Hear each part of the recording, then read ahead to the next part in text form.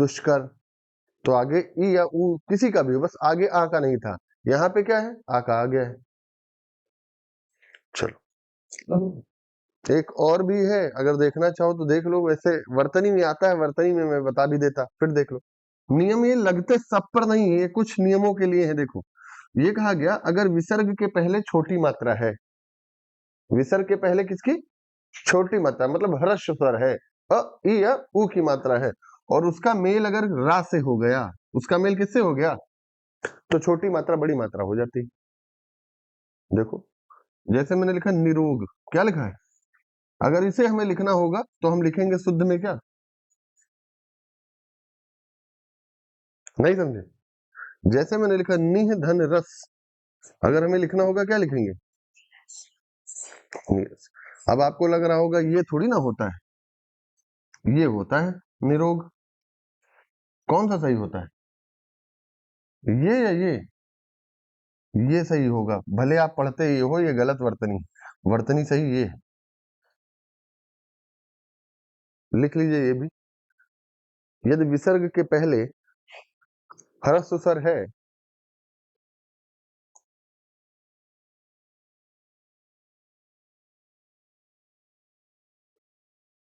विसर्ग के पहले ह्रस्व स्वर है तथा उसका मेल रा से होने पर,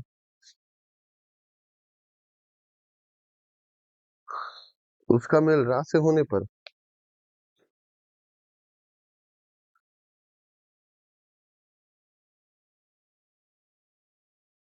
उसका मेल रा से होने पर छोटी मात्रा बड़ी मात्रा में बदल जाती है।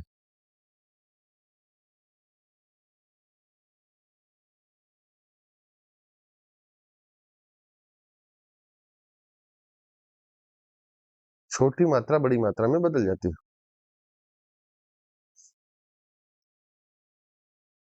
लिख लीजिएगा, निधन रोग निरोग, निधन रस नीरस।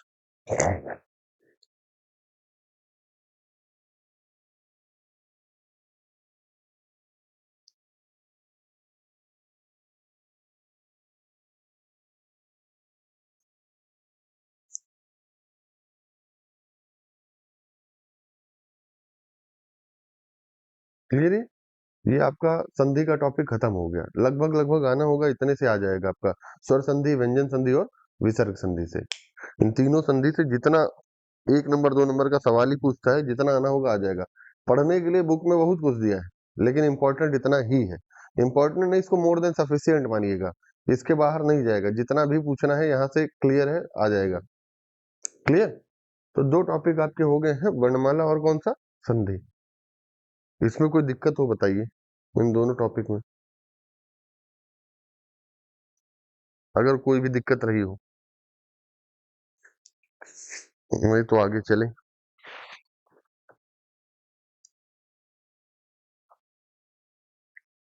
कोई दिक्कत हो पूछ सकते हैं।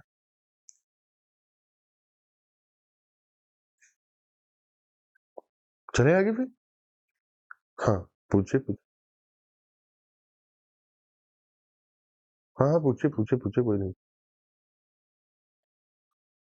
इसका मतलब ये होता है, वृत्तमुखी या अवृतमुखी स्वर जो है, जब हम स्वर के वर्गीकरण को, सुनो मेरी बात, जब स्वर के वर्गीकरण को हम पढ़ते हैं तो स्वर के वर्गीकरण में अलग अलग प्रकार से स्वर बोले जाते हैं। मतलब ये 11 स्वर हैं, तो हमने वर्गीकरण करके देखा। कभी हम बोलते हैं तो देखते हैं कि हमारी बोलने पर जीभ आगे जाती है, पीछे जाती है, या अपने स्थान पर रहती है। तो वो आधार हो गया जीभ के आधार पर। किसके आधार पर, जीभ के आधार पर, यानी जीभ आगे गई, पीछे गई, बीच में रही, अग्र स्वर, मध्य स्वर और पश्च स्वर, ये वर्गीकरण हो गया।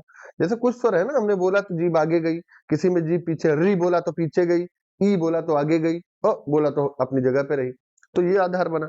ऐसे ही आधार बनता है, जब हम बोलते हैं तो बोलने पर मुख हमारा ऐसे खुलता है या ऐसे बंद होता है, तो खुलने और बंद होने का आधार हो गया संवृत और विवृत।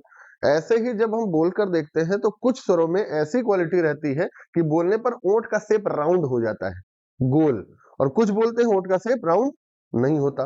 तो ओंठ आकृति के आधार पर स्वर को हम 2 भागों में बांटते हैं, वृतमुखी और, वृतमुखी का मतलब ऐसे स्वर जिनके उच्चारण में ओष्ठ की आकृति गोल हो जाए, जैसे ऊ, ओ, ऊ और ओ क्या है, वृतमुखी।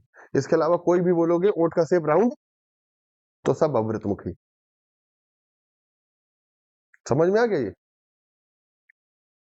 समझ में नहीं आया?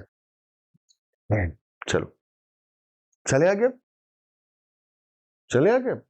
चलो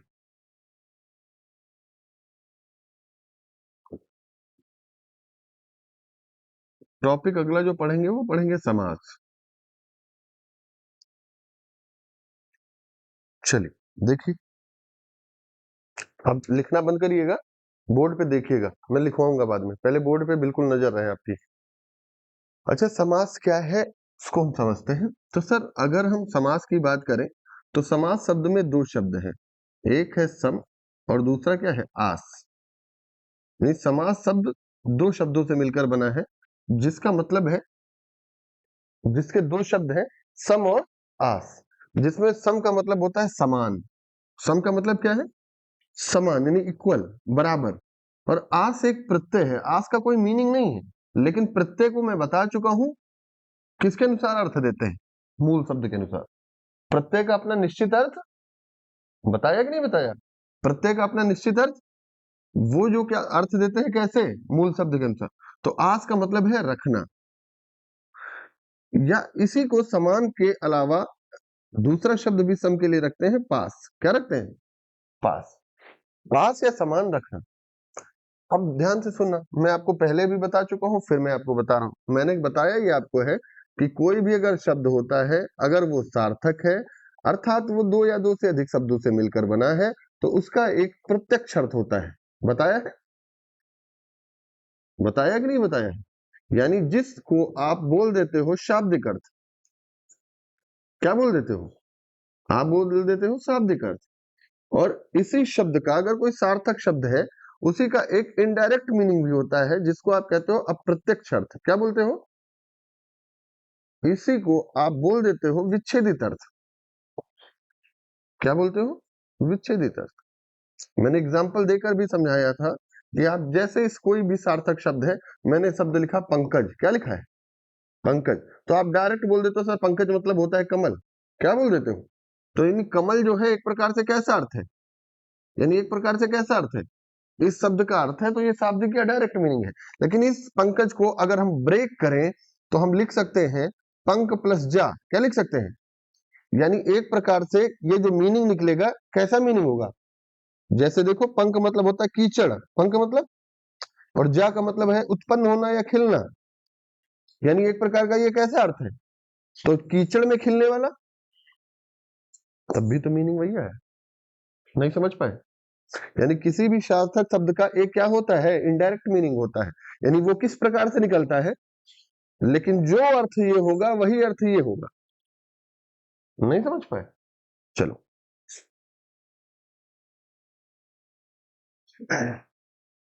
तो सर समास शब्द में कितने शब्द हैं, कौन कौन से, सम और आस, जिसका मीनिंग होता है पास में रखना। क्या होता है, पास में रखना। और समास शब्द के शाब्दिक अर्थ की बात करें तो इसका मतलब होता है संक्षिप्त। क्या होता है, संक्षिप्त। संक्षिप्त का मतलब होता है छोटा करना। क्या करना, अच्छा मुझे बताइए, कोई भी चीज को समेट के पास में रखी गई, क्या किया गया उसको, संक्षिप्त ही तो किया गया ना।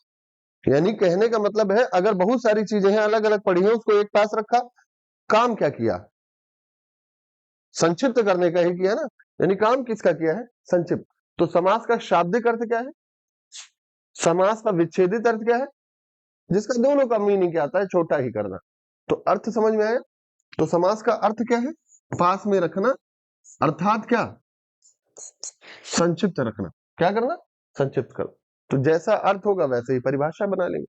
तो प्रश्न ये उठता है, पास में रखा जाए या संक्षिप्त किया जाए तो किसको, किसको, बात ये आता है। तो समास में पास में रखा जाए या छोटा किया जाए, तो यहाँ बात होगी शब्दों की, किसकी, यानी कहने का मतलब है कि अगर दो शब्द हैं, भाई किसी को पास में रखोगे तो पास रखोगे किसको, बात तो ये भी आएगी ना। तो मान लेते हैं कि दो शब्द हैं या दो से ज्यादा शब्द हैं, उनको हमने क्या किया, मिलाकर एक शब्द बनाया। मिलाकर क्या किया है, एक शब्द यानी मीनिंगफुल बनाया, सार्थक शब्द बनाया। यानी कुल मिला के प्रक्रिया कौन सी अपनाई, छोटे करने की अपनाई।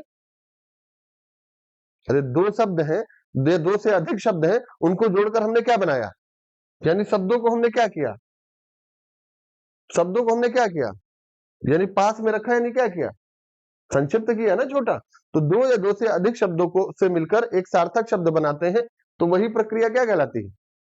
सिंपल बात। अगर मैं अब आपसे पूछूं कि समास क्या है, समास में मतलब है कि इसमें कितने शब्द या क्या, दो शब्द। तो मैं सिंपल अगर बोलूं कि समास क्या है, तो मैं ये नहीं बोल सकता हूँ संक्षिप्तीकरण की प्रक्रिया ही समास है। क्या बोलूं? संक्षिप्त करने की प्रक्रिया ही क्या है? संक्षिप्त करने की प्रक्रिया मतलब छोटा करने की। किसको? कितने? अब इसको मिला के बोलिए। प्रक्रिया को ही क्या कहते हैं? समास। तो दो या दो से अधिक शब्दों को संक्षिप्त करने की प्रक्रिया क्या कहलाती है? प्रक्रिया का मतलब प्रोसेस है और क्रिया का मतलब वर्ब है, अलग है। समझ रहे हैं ना? तो दो या दो से अधिक शब्दों को संक्षिप्त करने की प्रक्रिया को क्या कहते हैं? समास कहते हैं। तो समास का शाब्दिक अर्थ संक्षिप्त करना या पास में रखना। अर्थ क्या है? परिभाषा क्या है? संक्षिप्त करने की प्रक्रिया ही समास कहलाती है। याद नहीं करना पड़ेगा। क्लियर है इतना? चलो, अब प्रश्न ये उठता है कि सर ये दो शब्द हैं या दो से अधिक शब्द हैं, इनके लिए कुछ चीजें हैं, उनको ध्यान से सुनना। अभी जैसे आपने देखा, मान लिया दो शब्द थे या दो से अधिक शब्द थे, कोई भी हो, दो शब्द है, दो से अधिक शब्द है, उनको मिलाकर आपका काम यही रहता है कि छोटा किया जाए, लेकिन छोटा इतना किया जाए कि उसका कुछ ना कुछ क्या हो, मीनिंग हो। यानी हमें क्या करना होगा, एक क्या बनाना होगा, सार्थक शब्द ही बनाना होगा। जैसे क्या है, बहुत सारे शब्द हमारे पास थे 10 है आनंद जिसके, यानी कहने का मतलब दो या दो से ज्यादा शब्द थे ना, तो हमने इसको मिलाकर कोई ऐसा शब्द बनाया कि उसमें ये सारे अर्थ आ जाए, जो ये कहना चाह रहा है वही वो भी कहे। तो हमने एक प्रोसेस जो अपनाया और उससे एक शब्द क्या बनाया,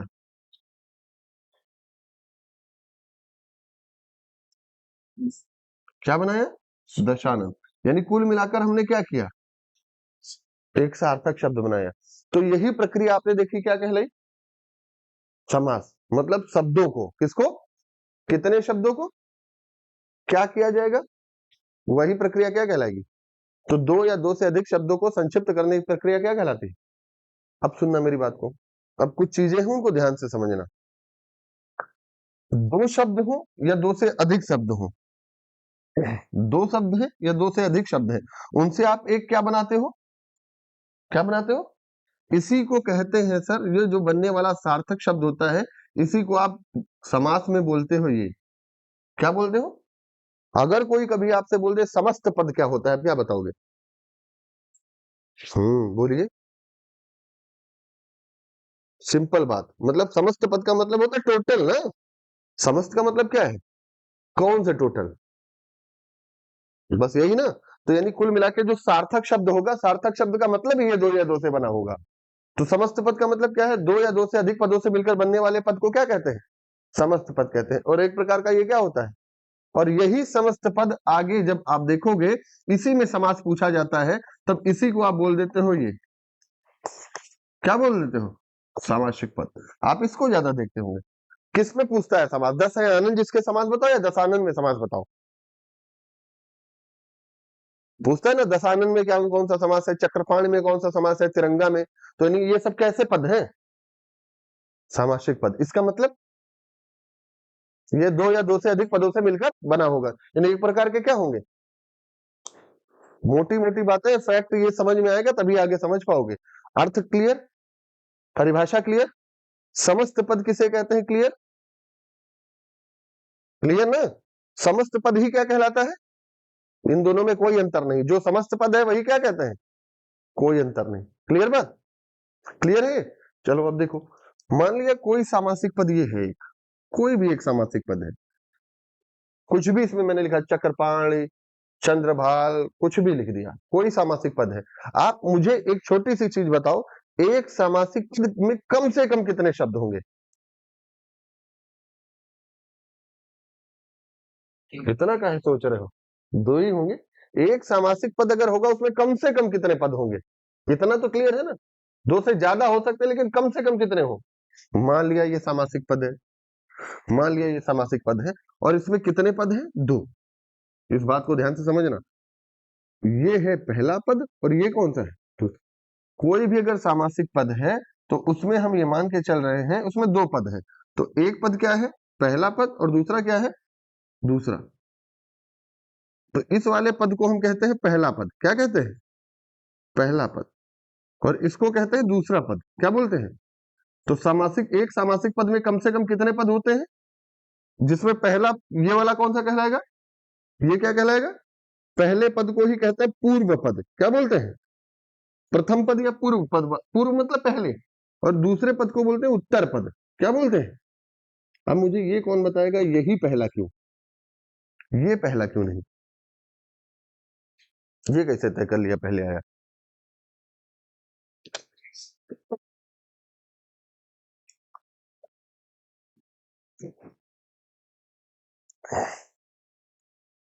यही शब्द पहला पद क्यों, वो बात ही नहीं है, ये रूल नहीं है, ये अव्यय भाव का रूल है, समास का रूल थोड़ी ना है। मैं सिंपल आपसे प्रश्न पूछ रहा हूं, ये तो सबको पता है, पहले आया है तो पहला पद है, क्यों पहला पद, इसको ही पहला क्यों कहा गया।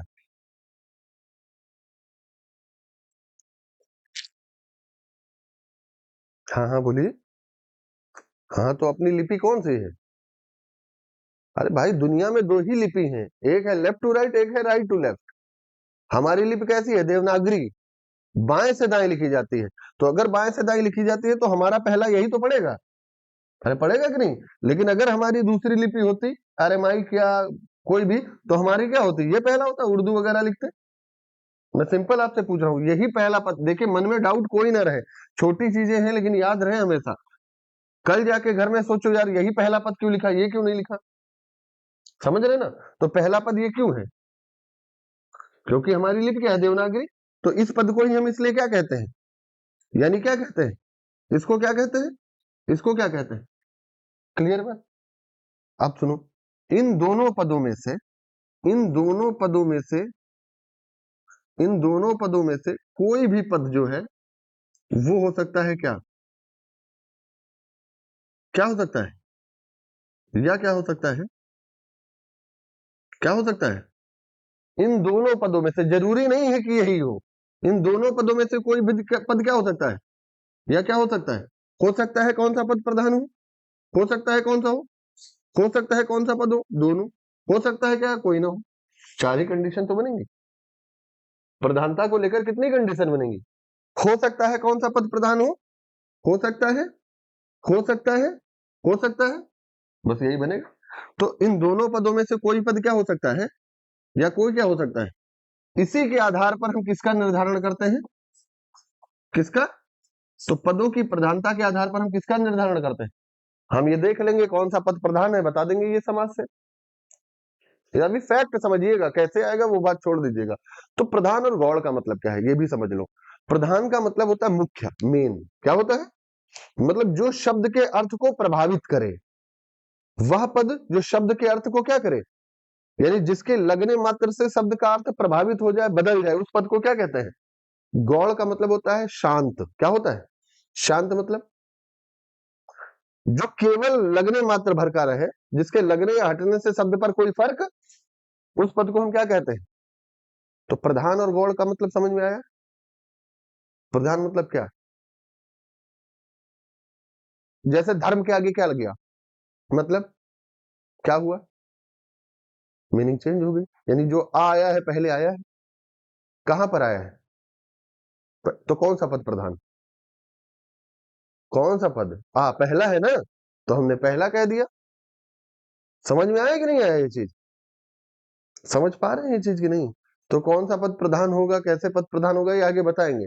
तो प्रधान का मतलब है जिसके लगने मात्र से शब्द का अर्थ परिवर्तित होता है, या परिवर्तित करने का वो प्रयास करता है, उस पद को हम क्या कहते हैं, प्रधान। और जो शांत रहता है उसको गौड़ पद। तो पदों की प्रधानता के आधार पर किसका निर्धारण करते हैं, इसी आधार पर, प्रधानता के आधार पर समास के कितने भेद हैं, चार। प्रधानता के आधार पर कितने, और कुल कितने हैं, छह। समास के कुल कितने भेद हैं, लेकिन प्रधानता के आधार पर चार भेद हैं। देखिए कौन कौन से। पहला है अव्ययी भाव समास। कौन सा, अव्ययी भाव समास। दूसरा है तत्पुरुष समास। तत्पुरुष समास।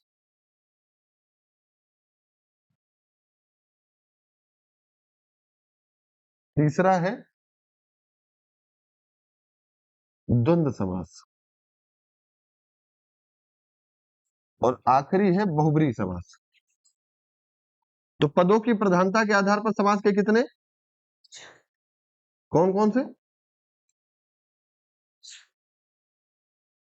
जो दिगु और कर्मधाराएं है वो इसके अंतर्गत आता है। तत्पुरुष के अंतर्गत कौन से आते हैं? दिगु और कर्मधार। इस प्रकार समास के कुल कितने भेद? अगर सुनो, सवाल पूछे समास के भेद होते हैं, क्या बताओगे?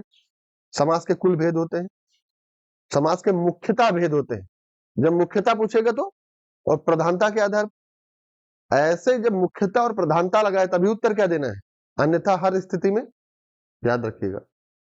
तो 6 कौन कौन से ये बता दिया। तत्पुरुष के अंतर्गत 2 आते हैं, दिगु और, अब देखो क्यों, अब जैसे मैं बताऊं, देखो आप जो तय करते हो वो किससे तय करते हो? समास प्रधान से या तो किससे, चलो सबके नीचे लिख देते हैं, किससे तय करते हो, या गौड़ किससे तय करते हो? कुल मिला के तय तो प्रधान से ही करते हो ना, गौड़ तो मैं लिख दे रहा हूं, कोई दिक्कत नहीं। अब जैसे मैं बता रहा हूं वैसे देखना, ये क्या लिखा है, ये क्या लिखा है, ये इसलिए मैं बता रहा हूं कि याद आपको रहे, बाकी याद आप अब जिस हिसाब से कर लो, इसका कोई लॉजिक नहीं है, मैं आपको तरीका बस बता रहा हूं। वर्णमाला में आ कहां पर आते हैं? पहला, तो जो है वही लिख दो। क्या लिखा है, चलो ये पढ़ो, ये पढ़ो, तत्, क्या लिखा है? मैंने लिखा तत् सम, क्या बोला? मतलब उसके समान, तत्सम। तत्सम मतलब, तो तत् मतलब क्या होता है? उसका। ध्यान से सुनना, तत् मतलब क्या होता है? मैंने कहा ये पेन मेरा नहीं है, उसका है। किसका? सिंपल समझिए, ये पेन मेरा नहीं है, उसका है। किसका है? तो तत् मतलब क्या होता है? तत् मतलब क्या होता है? दूसरा। जो मीनिंग है वो लिखते जाओ बस। नहीं समझ पा रहे? चलो, ये क्या लिखा है और ये क्या लिखा है? दोनों। दोनों कैसे है? समान। तो हम दोनों लिख देते हैं और यहां पे क्रॉस बना दो। देखो सिंपल, यही याद रखते हो, ऐसा समाज जिसका पहला पद प्रधान हो। कौन सा? ऐसा समाज जिसका दूसरा पद प्रधान हो, जिसके दोनों पद प्रधान हो, और जिसका कोई पद प्रधान ना हो, दोनों पद अप्रधान हो, जिसका तीसरा पद प्रधान हो। तीसरा का मतलब दोनों नहीं है, कोई अन्य अर्थ लगा लेते हैं, वो आगे देखेंगे। क्लियर बात? तो सर प्रधानता के आधार पर ये आ सकता है। एक चीज और है, समास के जो टूटने की प्रक्रिया है उसको कहते हैं विग्रह, ये पहले भी बता चुका हूं मैं आपको। और संधि के टूटने की प्रक्रिया को, क्योंकि संधि जो होती है वो किसमें होती है, और समास जो होता है वो किसमें होता है। इसलिए शब्द का हमेशा क्या होता है, और वर्ण का हमेशा क्या होता है, इसलिए समास का और संधि का। क्लियर बात ये? अब छापो जो बता रहा हूं, लिखिए, टॉपिक लिखिएगा समास। फैक्ट हो गया, अब एक एक को पढ़ेंगे हम लोग। अब विभव, फैक्ट इतना बहुत है, ये बेसिक अगर तैयार हो गया तो सब समझा दूंगा, और लिखते समय आपको समझ में आ जाएगा कि हमको समझ में कुछ आया कि नहीं आया। नहीं आया तो हमसे तुरंत फिर से पूछिएगा। लिखो टॉपिक समास।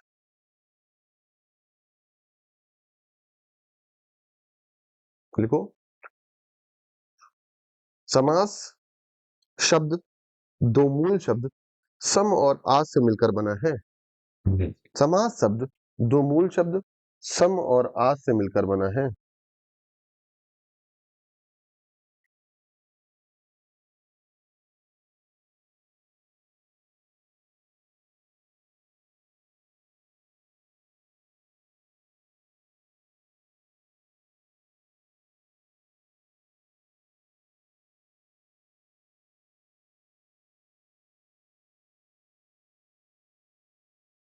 देखा, समास शब्द दो मूल शब्द सम और आज से मिलकर बना है, जिसका अर्थ है पास में रखना,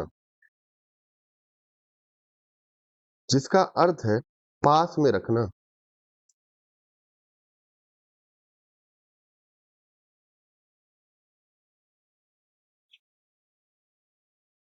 पूर्ण विराम लगाइएगा, अगली लाइन से लिखिएगा। समास का शाब्दिक अर्थ संक्षिप्त करना होता है, यह संक्षिप्त होता है। समास का शाब्दिक अर्थ संक्षिप्त होता है। समास का शाब्दिक अर्थ क्या? संक्षिप्त होता है।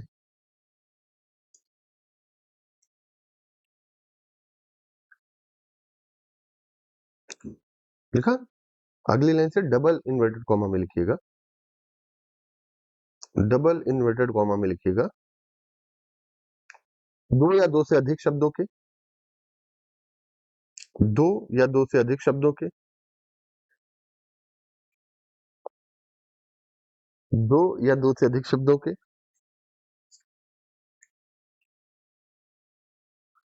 संक्षिप्त करने की प्रक्रिया को,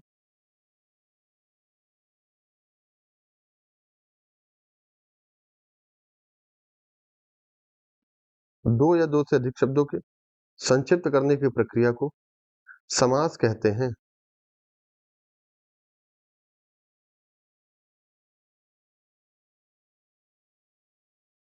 लिखा? दो या दो से अधिक शब्दों के संक्षिप्त करने की प्रक्रिया को समास कहते हैं। लिखा? अब अगली लाइन से लिखिएगा महत्वपूर्ण तथ्य। ये तो अर्थ परिभाषा हो गई, लिखिएगा महत्वपूर्ण तथ्य।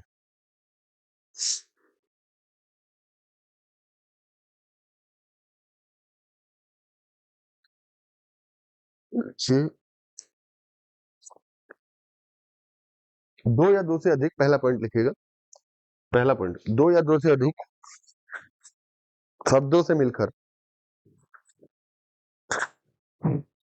दो या दो से अधिक शब्दों से मिलकर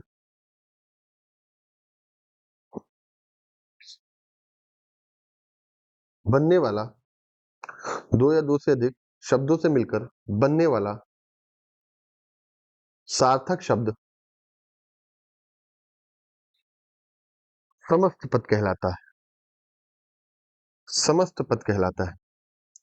दो या दो से अधिक शब्दों से मिलकर बनने वाला सार्थक शब्द क्या कहलाएगा? समस्त पद को अंडरलाइन सिंगल इन्वर्टेड में जरूर लिखिएगा, नहीं तो एक ही तरह से पढ़ते भागते चले जाओगे। क्या कहलाता है? समस्त पद कहलाता है, जिसे सामासिक पद भी कहा जाता है। ऐसे ही लिखना, समासिक नहीं होता है, सामासिक। एक प्रत्यय लगा है, बताया है कि नहीं बताया? जिसे सामासिक पद भी कहा जाता है।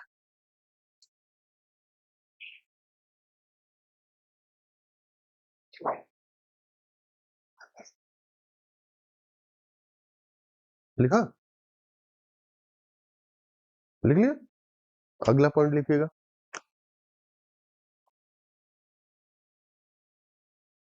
एक सामासिक पद में कम से कम दो पद होते हैं, या एक सामासिक पद कम से कम दो पदों से मिलकर बना होता है। एक सामासिक पद कम से कम दो पदों से मिलकर बना होता है। स्टेप बाय स्टेप देखो, जो समझाया सब वही लिखवा रहा हूं। एक सामासिक पद कम से कम दो पदों से मिलकर बना होता है।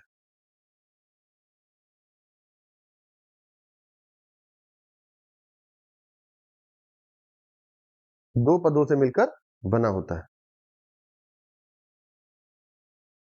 लिखा? जिन्हें क्रमशः, जिन्हें क्रमशः, बोर्ड पे देखना, जिन्हें क्रमशः, क्रमशः का मतलब समझते हो? हाँ, जिन्हें क्रमशः, सुनो, पूर्व या पहला पद, जिन्हें क्रमशः पूर्व या पहला पद, पूर्व पहला एक ही है, पूर्व या पहला पद, लिखा, तथा दूसरा या उत्तर पद कहा जाता है। तथा दूसरा या उत्तर पद कहा जाता है।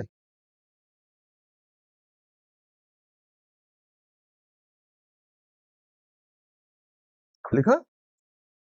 दूसरा या उत्तर पद कहा जाता है। लिख लिया? अगले पॉइंट से लिखिएगा, इन्हीं दोनों पदों में से कोई पद प्रधान या गौड़ पद होता है। इन्हीं दोनों पदों में से कोई पद प्रधान या गौड़ पद होता है। इन्हीं दोनों पदों में से कोई पद प्रधान या गौड़ पद होता है।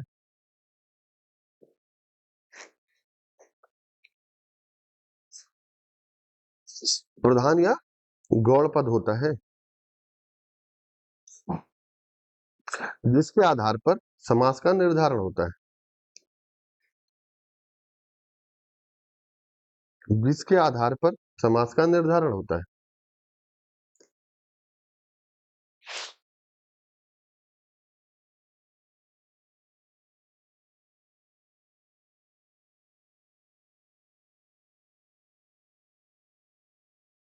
जिसके आधार पर समास का, लिख लिया, लिखो इसमें अगला पॉइंट, पदों की प्रधानता के आधार पर समास के 4 भेद तथा कुल 6 भेद होते हैं। पदों की प्रधानता के आधार पर समास के 4 भेद तथा कुल 6 भेद होते हैं।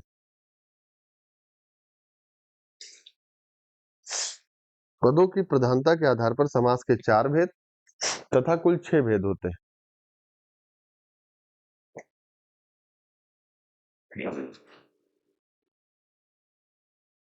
कुल 6 भेद होते हैं, लिख लिया। प्रधानता के आधार पर 4 और कुल कितने, 6। नोट में लिख लो, एक छूट गया है तो नोट करके लिखना, वो लिखो, समास के टूटने की प्रक्रिया को विग्रह कहा जाता है। छूट गया तो नोट में लिख लो। बाकी आपको जितना फैक्ट बताना था मैंने बता दिया, क्या होता है कैसे होता है।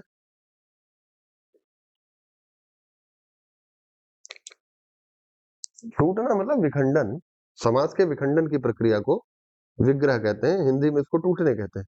समास के टूटने, समास के विखंडन की प्रक्रिया को विग्रह कहते हैं।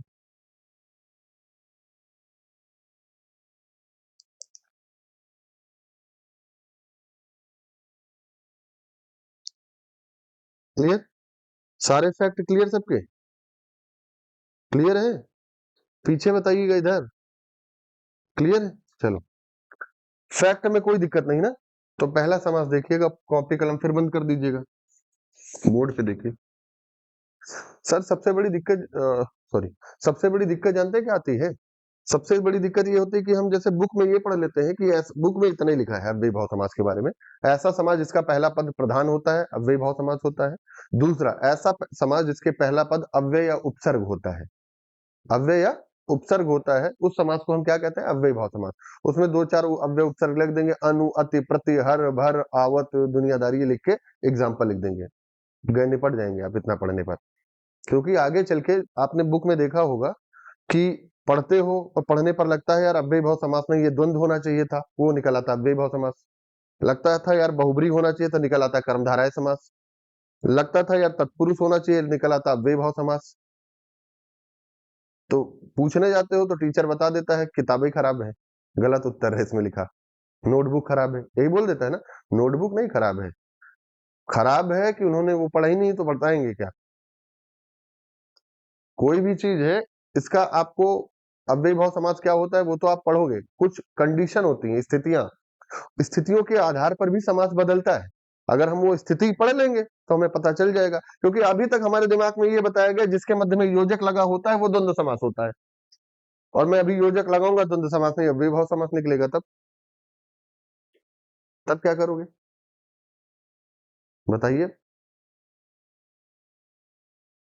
और योजक नहीं होगा उसके बाद भी द्वंद्व निकलेगा, तब क्या करेंगे।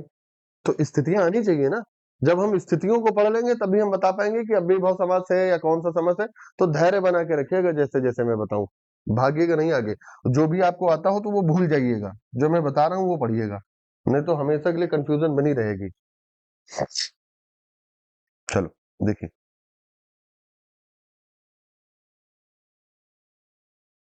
ये टॉपिक ऐसा है जो किसी से भी कनेक्ट नहीं है। आप ये भी नहीं कहोगे सर हमारा पहले वाला छूटा है, संधि में कह सकते हो कि सर हमने वर्णमाला नहीं पढ़ा है तो हम संधि कैसे पढ़े, लेकिन समास में आप नहीं कहोगे। इसको मैं बेसिक से ही पढ़ा रहा हूं इसीलिए। तो पहला समास कौन सा है, अव्ययी भाव समास।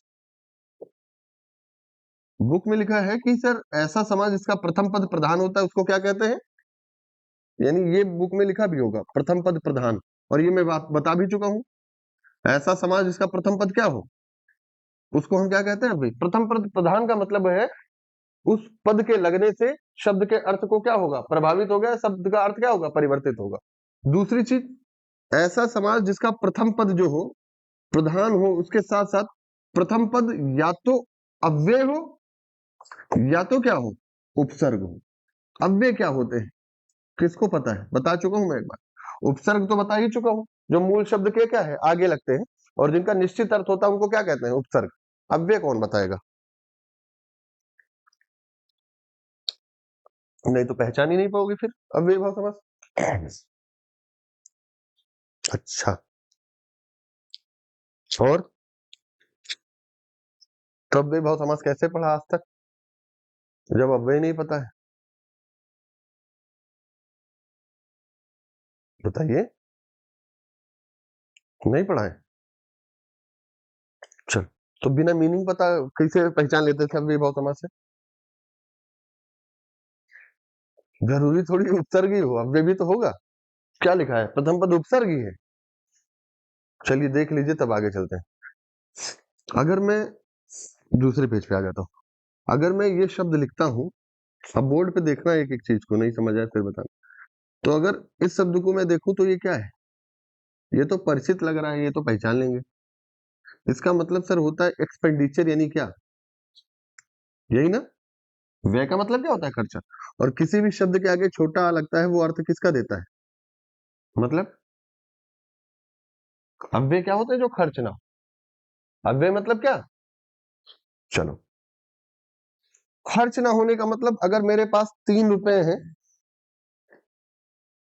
ना वो कितने हो, ना वो कितने हो, यानी ना बढ़े ना घटे, अपनी स्थिति में रहे, तभी तो वही नहीं खर्च हुआ।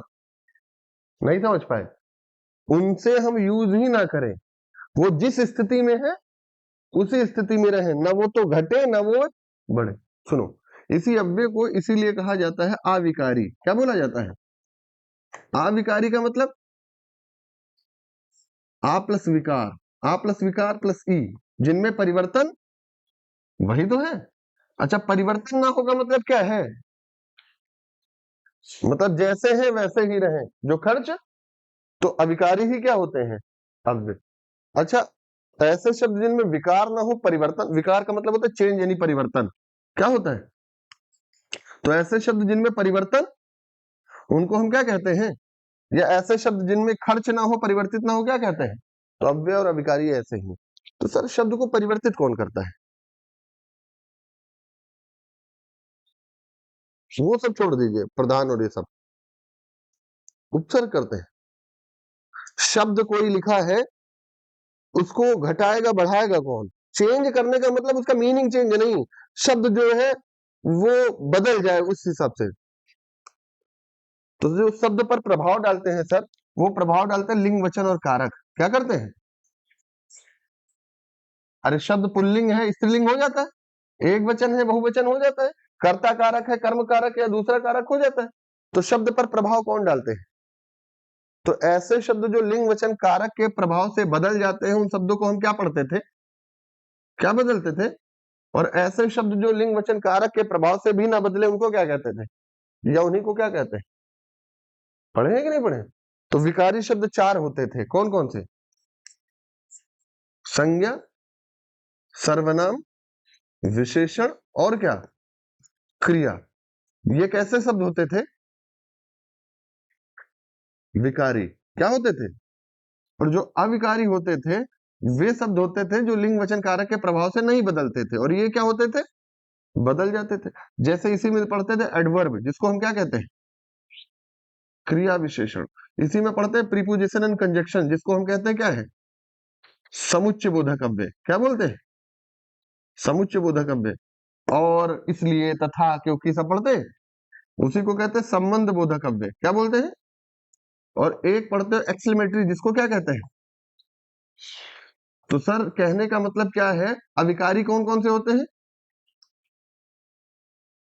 यानी ऐसे शब्द ये क्या होते हैं, मतलब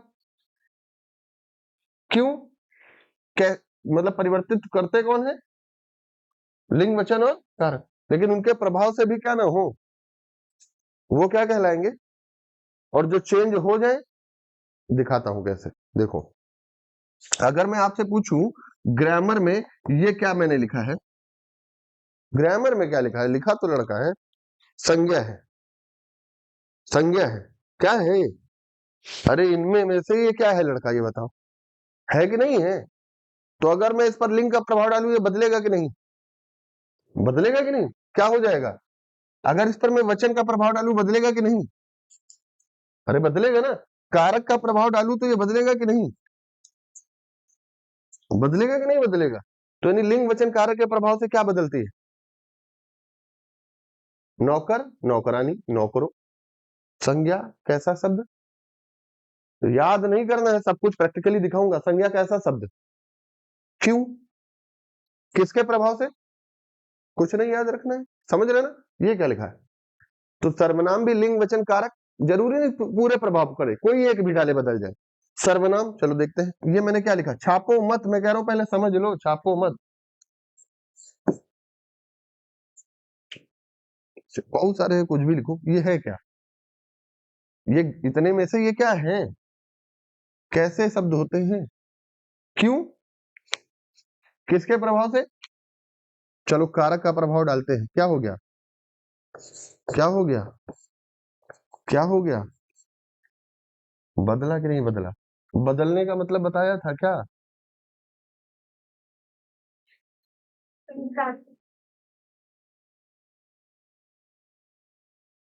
बदलने का मतलब बताया था क्या?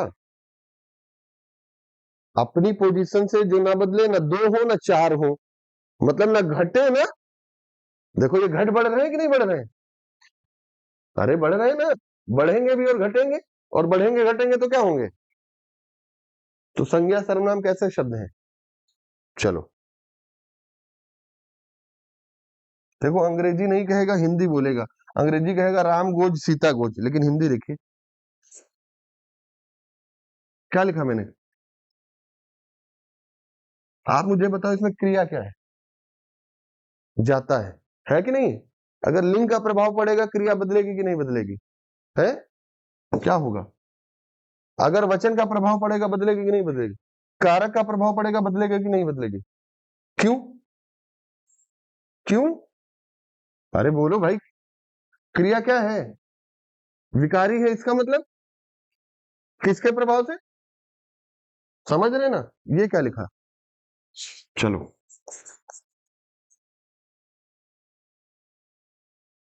क्या लिखा मैंने, लड़के की विशेषता क्या है? तो विशेषण भी कैसा शब्द है? तो बदलना चाहिए। सही है, सही है। अच्छा लड़की, सही है। तो इसका मतलब क्या समझे इतने में? हाँ हाँ बोलो बोलो। हाँ हाँ बोलिए आगे।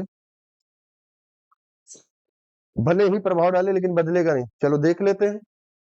एक क्रिया विशेषण देख लेते हैं। क्रिया विशेषण उसे कहते हैं जो क्रिया की विशेषता बताता है उसके आगे आके। चलो छापो मत, मैं बार बार कह रहा हूं, पहले समझ लो, मैं सब लिखवा दूंगा आगे चल के। मैं जो भी बोर्ड पे लिखता हूं, मैं आपको पता है आज तक मैंने ऐसा नहीं होगा कि बताया नहीं होगा या लिखवाया नहीं होगा, मैं सब लिखवा दूंगा। मैं हमेशा कहता हूं जब लिख समझाऊं तो समझने का पूरा प्रयास करो, उस समय कहीं और ना जाओ। ये समझाओ को समझना है, नहीं समझ में आए उससे फिर पूछो। क्या लिखा है? लड़का धीरे है कि गाता धीरे है? लड़का धीरे है कि गाता धीरे है? तो धीरे किसकी विशेषता है? गाता की है ना, क्रिया की विशेषता है। तो धीरे क्रिया की विशेषता है तो क्या हो जाएगा? अरे होगा कि नहीं होगा? चलो चेक करते हैं। अगर मैं लिंग का प्रभाव डालूं तो क्या होगा? होगा क्या, लड़की धीरे। अगर मैं वचन का प्रभाव डालूं तो क्या होगा? अगर मैं कारक का प्रभाव डालूं तब क्या होगा? लेकिन ये धीरे है तो क्यों? समझ गए अभिकारी का होता है। अब अगर आपसे मैं कभी पूछूं कि अव्यय क्या होते हैं, बता ले जाएंगे? बोलो। अब समझ में आया ये क्यों लिखा था? इतना समझाने के लिए तुमको आधा घंटा समझाना पड़ा। तो प्रथम पद क्या हो? मतलब, अरे भाई ये मतलब बिल्कुल वैसे ही रहे, उसमें लिंग वचन कारक का प्रभाव डाले ना घटे ना। तो अव्यय उपसर्ग तो मतलब उपसर्ग प्रत्यय तो बढ़ा घटा देते ही हैं। मेन लिंग वचन कारक है, कौन है? लिंग वचन कारक के प्रभाव से हो, अव्यय उपसर्ग तो जोड़ के बना दिए जाते हैं शब्द से, वो अलग है। अब तेज है, तेज में ई लगा देंगे तेजी नहीं हो जाएगा, तो तेजी स्त्रीलिंग थोड़ी ना है, वो तो प्रत्यय लगाया आपने बड़ी। तो उपसर्ग और प्रत्यय के मेल से शब्द घटते बढ़ते हैं, लेकिन घटे बढ़े किससे ना, लिंग वचन और कारक, तभी वो क्या कहलाएंगे। मोटी मोटी बात समझना, ऐसे शब्द जिन पर लिंग वचन कारक अपना प्रभाव डालने भी है, उसके बाद भी वो वर्ण ना बदले, अव्यय होते हैं। चेक कर लेंगे तुरंत ही, चेक कर लेंगे ना।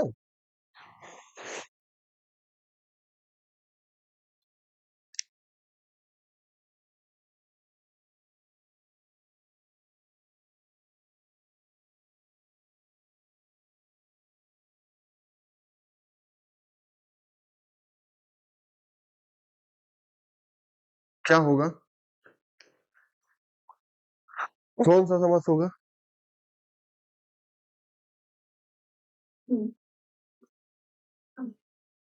होगा कि नहीं होगा। पहला शब्द क्या लिखा है, भरे, क्या है, ये लिंग वचन कारक के प्रभाव से जैसे शब्द आया ये वैसा ही रहेगा, भरी पेट नहीं हो जाएगा, भरे पेट नहीं हो जाएगा, वो हमेशा क्या होगा, भरी। यानी सिंपल सी पहचान है, लिंग वचन कारक का प्रभाव डाल के देख लेना, ये ई ए ओ होता है कि नहीं होता, अगर नहीं होता इसका मतलब ये क्या होगा, नहीं समझ पाओगे क्या यार। तो ये क्या लिखा है, देखो जैसे बोलते हो, बोलने से हमें पता लग जाता है कि कॉन्फिडेंस आपका क्या है, बताइए होगा या नहीं होगा, कैसे पहचाना। यथो, यथी, यथा, पता कुछ नहीं होगा, यथा ही रहेगा ना, ये मैं कह रहा हूं, तब सिंपल 1 सेकंड लगेगा पहचानने में, पहचान लेंगे ना। तो सर अभी हम इतना ही रखते हैं, इसके आगे पढ़ेंगे, बस केवल जब मैं अगली क्लास में हूं मुझे इतना बताइएगा कि सर आपने 2 पॉइंट बताए हैं कि जिसका पहला पद क्या हो, प्रधान, और अव्यय और उपसर्ग बताया था, इसके आगे बहुत सारी चीजें हैं, अभी ये किताब में इतना लिखा है, वो किताब वाला समझाया, अभी कंडीशन नहीं समझाई आपको। और मैंने इसमें आगे लिख भी दूंगा, क्या आ जाए, अनु आ जाए, अति आ जाए, प्रति आ जाए, हर आ जाए, सुनो किताब में लिखा होगा, भर आ जाए, आ जाए, बा आ जाए, यार क्यों याद करोगे ये सब, क्यों याद करोगे जब मैंने आपको ये समझा दिया। अगर लिखा होगा प्रतिदिन, क्या लिखा होगा, तो हमें तो पता ही है प्रति क्या है, लिखा होगा भर पेट, क्या लिखा होगा, अनुसार, हम क्यों याद करेंगे, हमें पता ही है क्या लिखा है। चलो छोड़ दें। तो कहने का मतलब है ये अव्यय, हाँ